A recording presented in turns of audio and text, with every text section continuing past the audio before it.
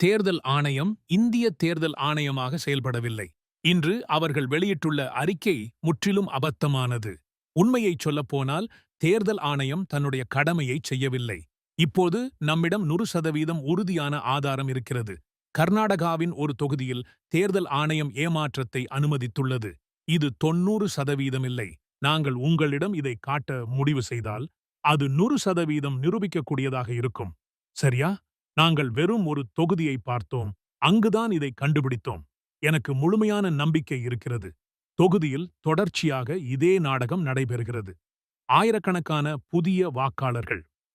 புதிய வாக்காளர்களா? இவர்களுடைய வயது என்ன? 50, 45, 60, 65. ஒரு தொகுதியில் ஆயிரக்கணக்கான பேர். இது ஒன்றுதான்.